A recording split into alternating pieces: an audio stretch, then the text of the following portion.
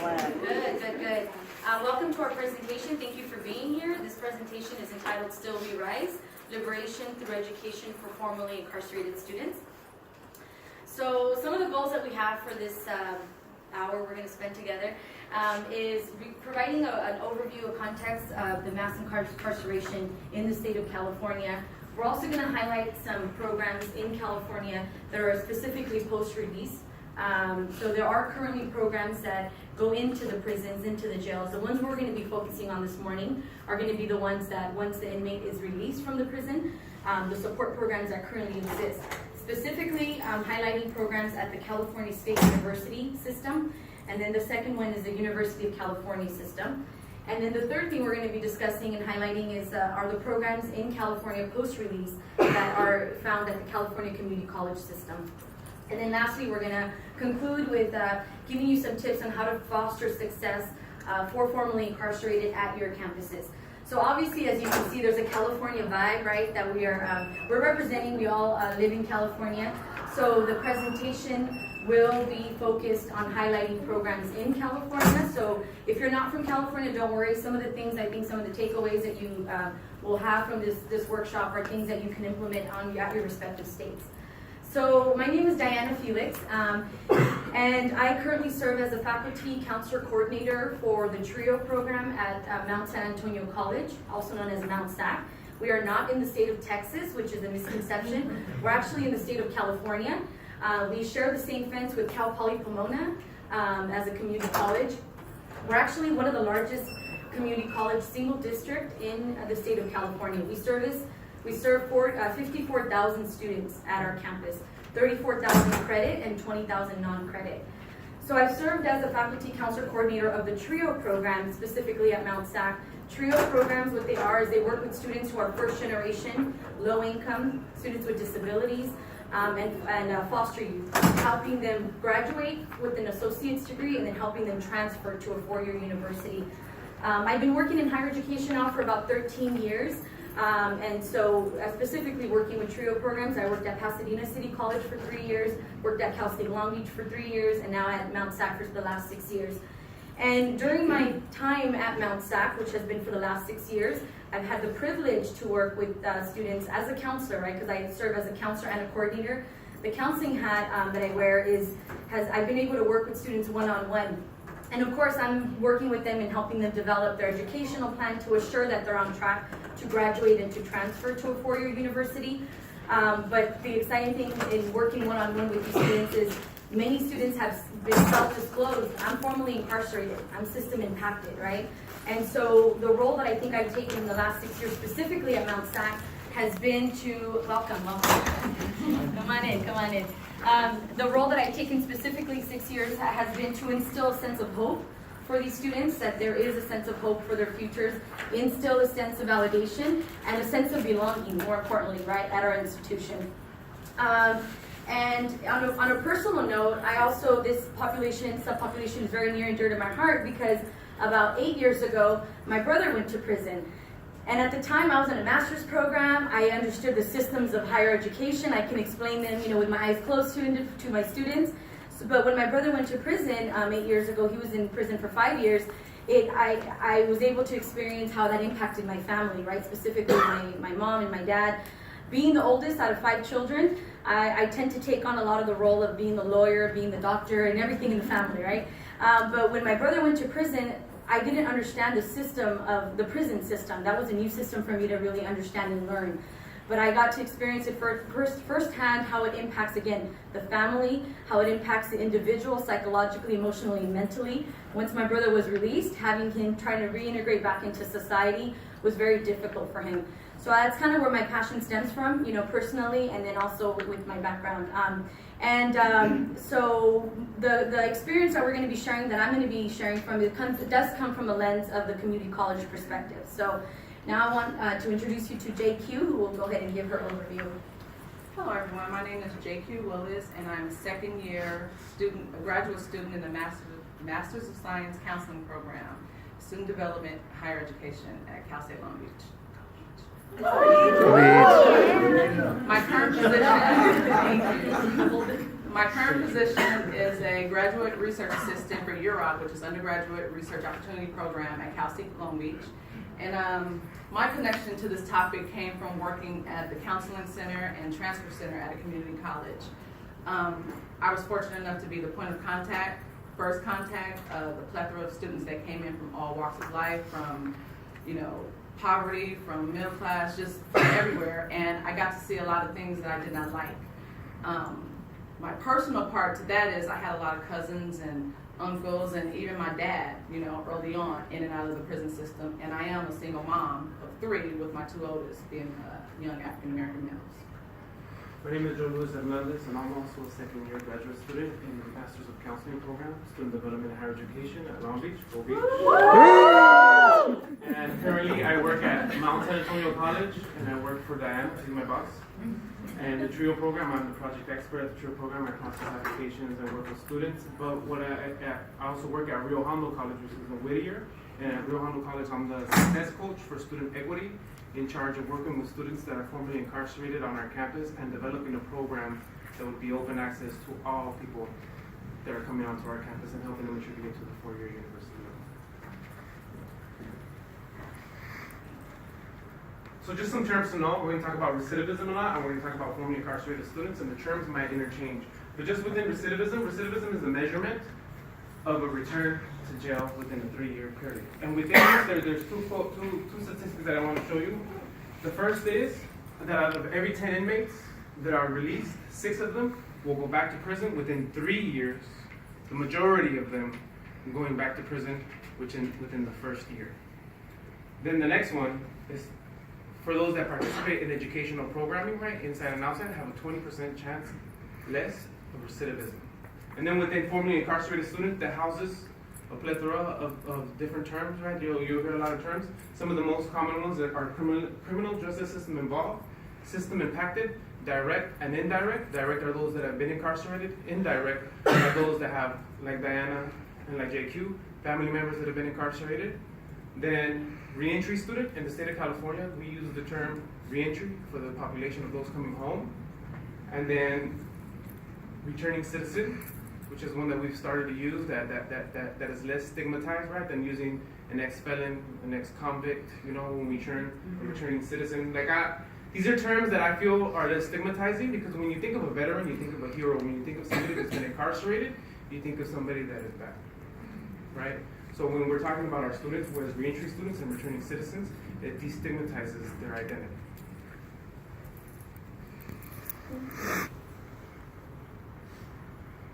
Here are some legislatures. We're not going to go into detail about all of them, but we do want to understand that these could possibly lead to early releasement of the inmates and will highly impact higher education. The 2 that I want to point out is Prop 47, which reduces certain drug possession felonies to misdemeanors, and Prop 57, which emphasizes the rehabilitation, incentivized of good behavior. Now, I know these might not be relevant to everyone sitting in the room, but we just want to empower you to go out there and learn about the policies and things that are going on in your state so that you'll be aware and how to help and navigate. Okay, let's just take a minute to look at these numbers.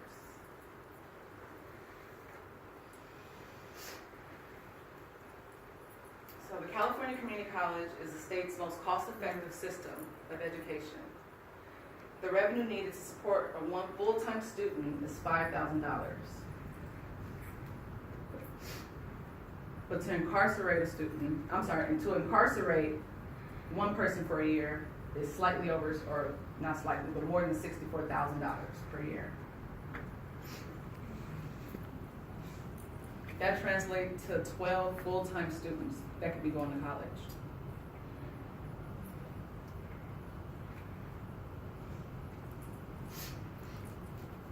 The governor's budget proposes a total expenditure of $11.3 billion. That's $11 billion general funds for California Department of Corrections of Rehabilitation, operation in 2017-18. One thing I want to highlight is that we as student affairs professionals, we have no control of the budget and how much is allocated to education and incarceration.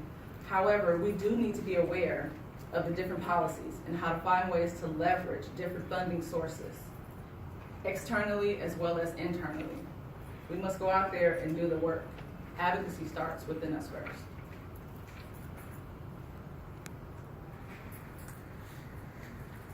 Now, these are numbers from the Student Equity Planning, which is administered through the Student Success and Support SSSP unit at the Chancellor's Office.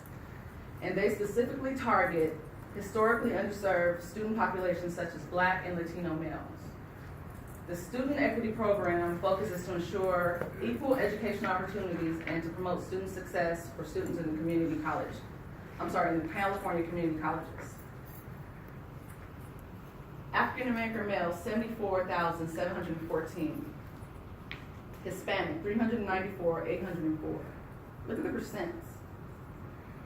Incarcerated, 37,788 for Black males. Latino, 53,449. Look at the difference. I want to reiterate that even though our target focus is African American and Latino males, we still narrowed it down to the subpopulation of African American and Latino males that have been formerly incarcerated.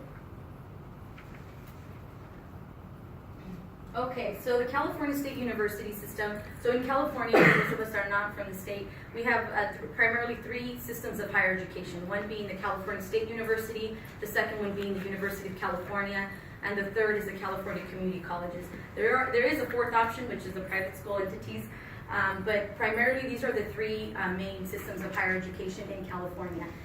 So California State University, they service about 460,000 students collectively amongst the 23 campuses. So we pretty much, the Cal State system does a really good job of covering all of the states of the state of California.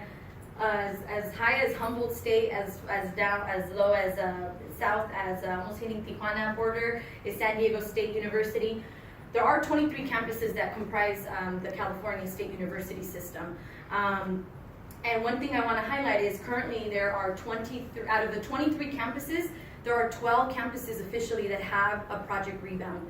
Now, Project Rebound is a program that was started by John Irwin, a professor of criminology, who he himself was formerly incarcerated. So back in the 70s, he started a program at, the first one was at San Francisco State University in 1967. And then from there, it came about the other programs. So currently, there's maybe about half of the campuses that have currently a program allocated. And we wanted to make the distinction between a program and between an organization. An organization, a student organization, obviously is student-led. It's initiated by the students, and then they have the right to go and receive funding from associated students. And then those are the ones that we found out of the 23 campuses that have a formal student organization. But again, it's a student-led initiative. The ones that we really want to highlight, and we're going to highlight in our presentation, are the ones that are like what you can call them institutionalized, that are supported through the institution. What we mean by that is that they have an allocated space on the campus. There's funding that they're receiving from the institution, and they have a coordinator director that is running the space. So that's what we mean by the Project Rebound. So at these institutions, and there's some that are in the process of starting and developing, these are the ones that can be found right now in the California State University system. The next system of higher education is the University of California, also known as the UC system. The UC system services about 250,000 students a year, and it's comprised of 10 campuses. So right now, officially, there are currently 2 official programs.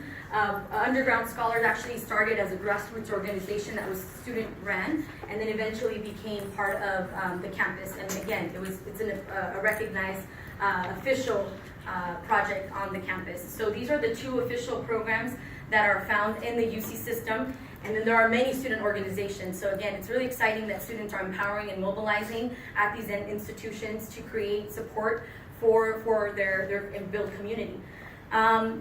So one thing that we can argue is that it's probably not most likely that students or inmates formerly incarcerated will be released from the prison system and go directly to the CSU or to the UC, right?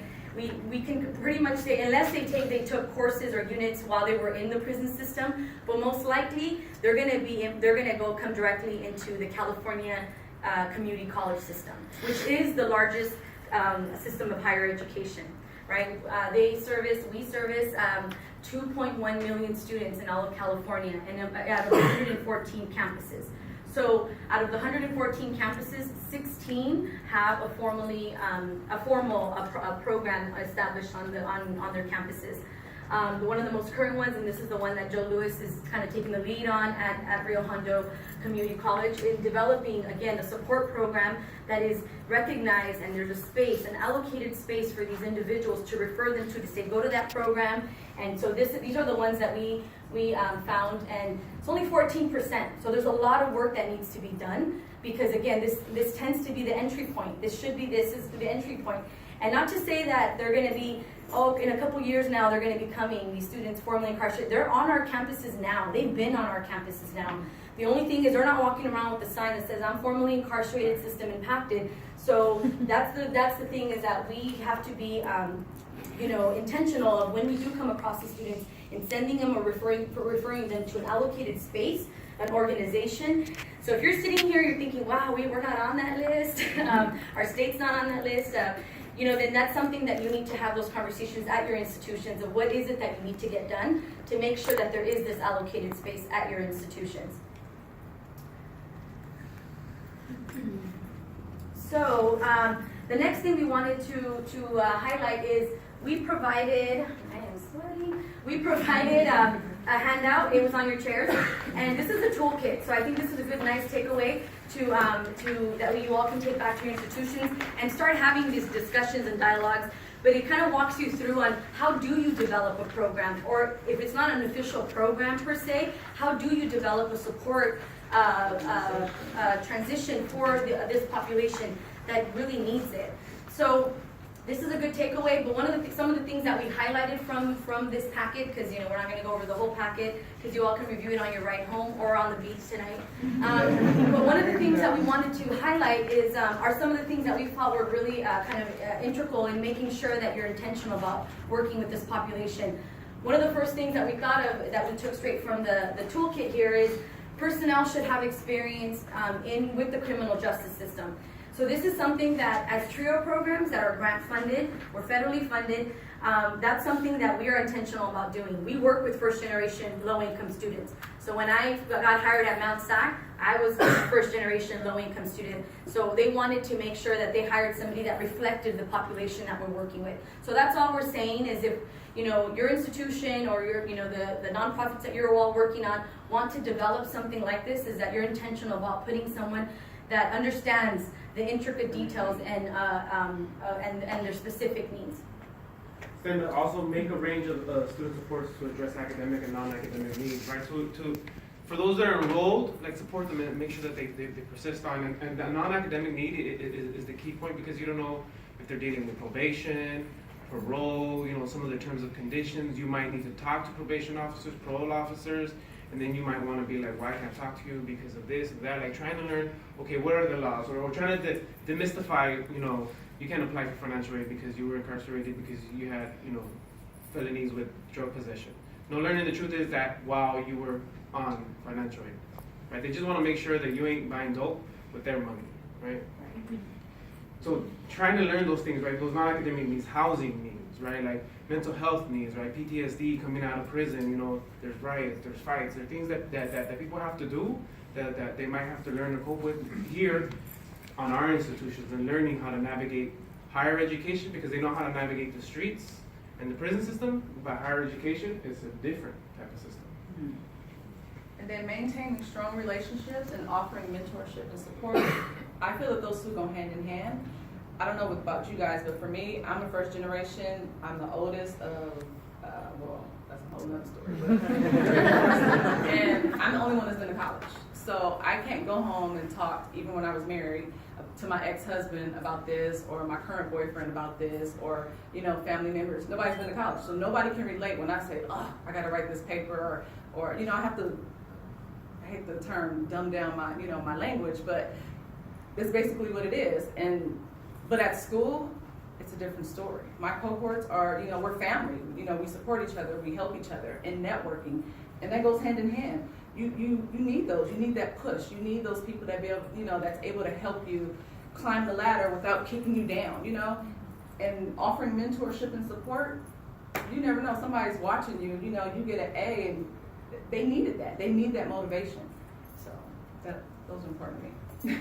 And to add to that, you know, one of the things of developing strong relationships with the external partners within the campus and off campus in the community, especially working with this population, is we have to be intentional of, you know, when you're developing or thinking of a support program for this population, in making sure that you have the critical individuals like people from financial aid, people from admissions, people from career center at the table, and how are they going to support. So even if there isn't an official established program at your institution, at least a go-to person to say, hey, you're formerly incarcerated, I have a connect here in admissions, I have a connect in career center, and you have these partners and relationships on campus. The last one that we like to highlight is it's important to celebrate the success of students and amplify the positive experience of student participants. So that's something that in our TRIO program at Mount SAC, we're very good about doing. At the very end of the year, we like to do a celebration to celebrate their milestones, right? Whether it's you're graduating or you're transferring, that is a big deal. You are the first one out of your whole family to earn this milestone. So we have to make sure we celebrate that. And that's just as important when working with this population.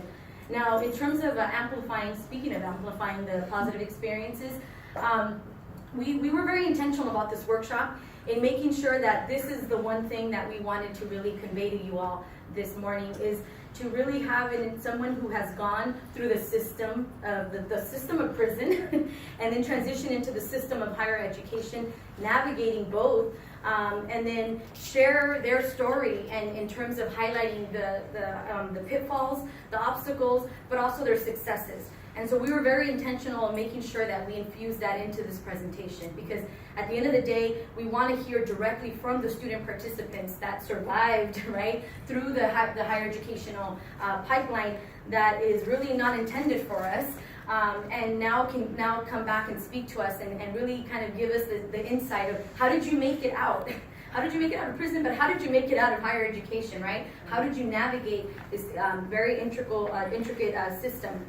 So I met this individual 6 years ago. I was his counselor in the TRIO Student Support Services at Mount SAC. And the one thing that we hadn't, at the time, I was his counselor, and I'm here talking to him about, you gotta graduate, you gotta transfer, are we on point, okay, do you understand?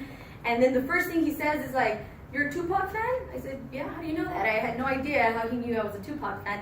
But I have in my office, which is something that I kind of live by, is a quote by Mr. Tupac Shakur that I, to this day, is really near and dear to my heart, and it just really kind of sets a foundation of how I have navigated, you know, my student affairs profession as a student affairs professional.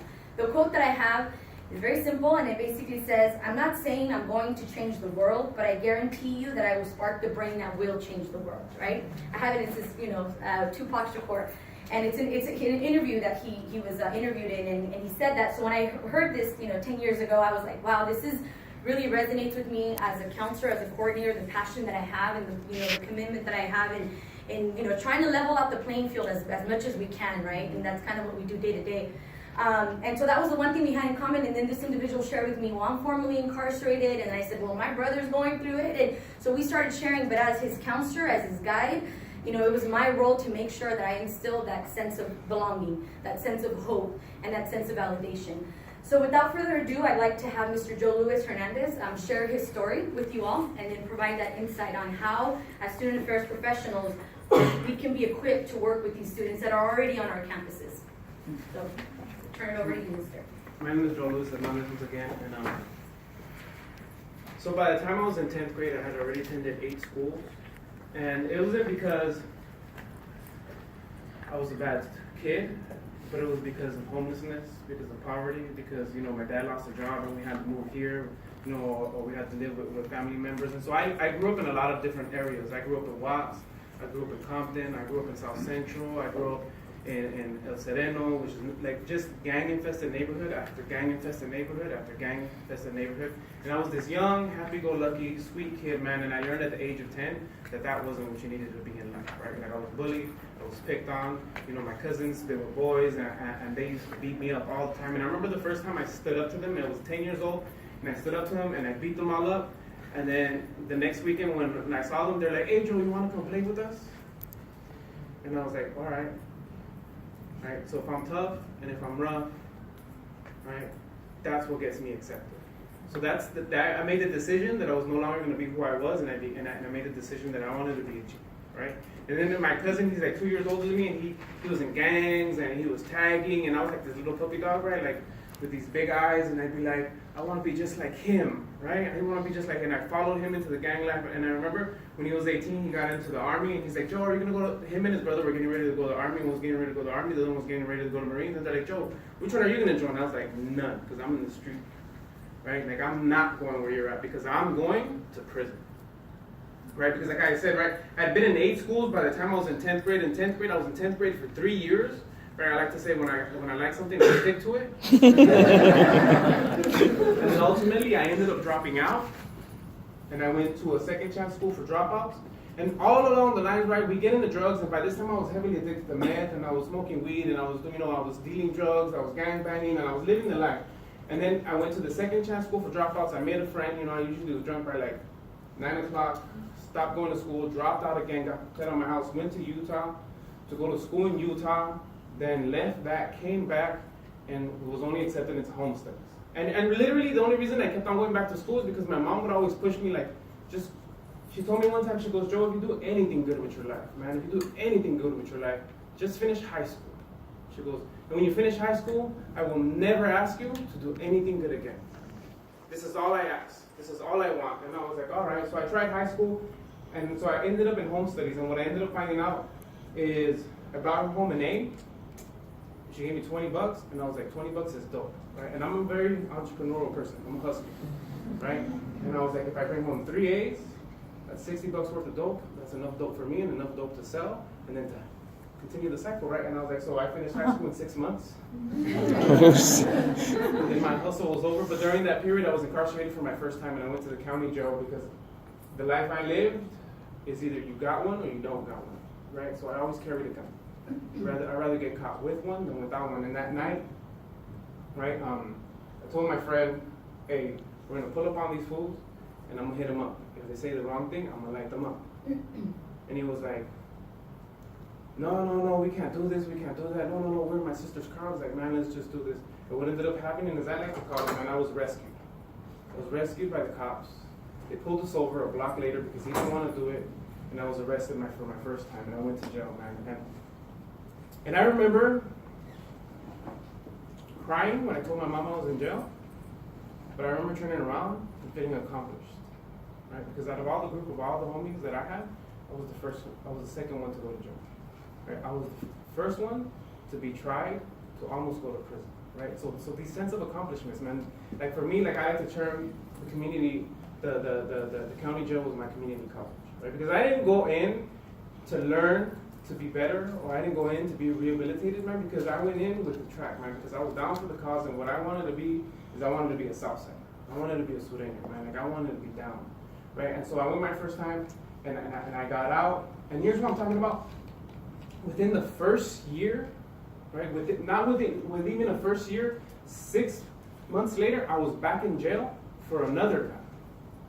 Right, for another gun, right? Learning how to not and learning the rules in jail, man. And I remember getting out, and I remember going. I got clean when I was 21. I go to 12-step fellowship.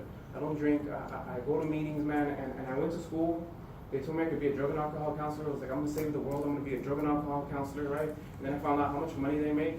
And then I was like, no, I'm not gonna be a drug and alcohol counselor.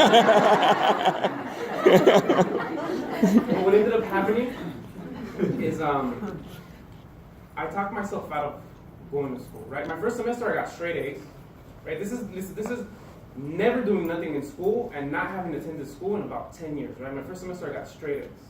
My second semester I got an A, a C, and a D because I didn't go to the finals, right? And I was like, man, school still sucks, right? I didn't go to see no counselor. I didn't go see nobody. I didn't go talk to nobody. I was like, man, school sucks.